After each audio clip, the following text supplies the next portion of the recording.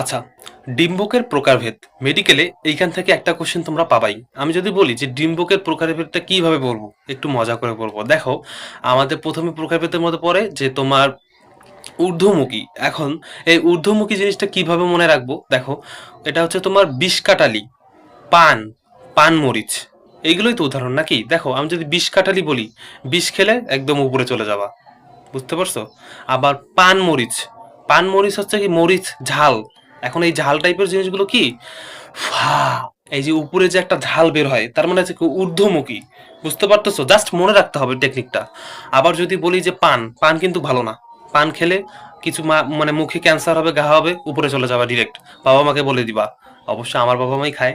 আচ্ছা, যাই বলি, আমরা কিন্তু ঊর্ধ্বমুখী উদাহরণগুলো শিখলাম মোটামুটি তিনটা উদাহরণ: গোলমরিচ, পান, পানমরিচ, বিষকাটালি, চারটা উদাহরণ শিখলাম। বুঝতে পারছো? দেখো, আমি যদি এখন বলি যে অধোমুখী, নিম্নমুখী, আচ্ছা তোমরা কি আম দেখছিলা? আম দেখো নাই এমন কেউ তো নেই মনে হয়। এখন এই আমের নিচে একটু খেয়াল করবা, একটা ভাঁজ থাকে, এমন একটা ভাঁজ থাকে ত্রিকোণাকার। এখন এই ভাঁজটা কি নিচে থাকে না? তেমন সিম দেখবা, সিমের বিচিটা আছে না, ওখানে একটা নিচে একটা ভাঁজ আছে, মানে একটা কোণা থাকে। তার মানে সিম, রেডি, এই জিনিসগুলো হচ্ছে নিম্নমুখী। বুঝাইতে পারছি?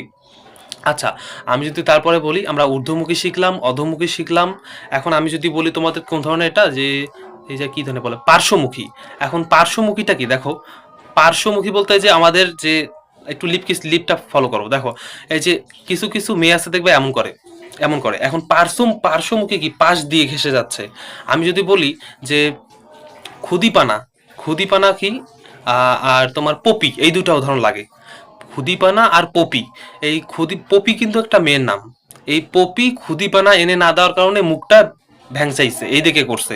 তাহলে মনে থাকবে যে মানে তোমার পার্শ্বমুখী ডিম্বকের উদাহরণ কোনগুলো, মানে পপি খুদিপানা এনে না দেওয়ার কারণে মুখটা ভ্যাংচাইছে, এইদিকে উল্টা করছে, আমি আর না দেখাইলাম। আচ্ছা, আরেকটা হচ্ছে কি, আমি যদি পার্শ্বমুখী বললাম তোমাদের মানে বক্রমুখী বলিনি, হ্যাঁ, আমি যদি বক্রমুখীর কথা বলি, যে এটা একটু মনে রাখতে হবে আমাদের, যখন তিনটা জিনিস মনে থাকলো বাকিটা অটোমেটিক্যালি মনে থাকবে। সেটা হচ্ছে কি, বক্রমুখী হচ্ছে তোমার সরিষা আর কালকুসুন্দি। আশা করি এরপর থেকে আর এই জিনিসগুলো ভুল হবে না। ঠিক আছে।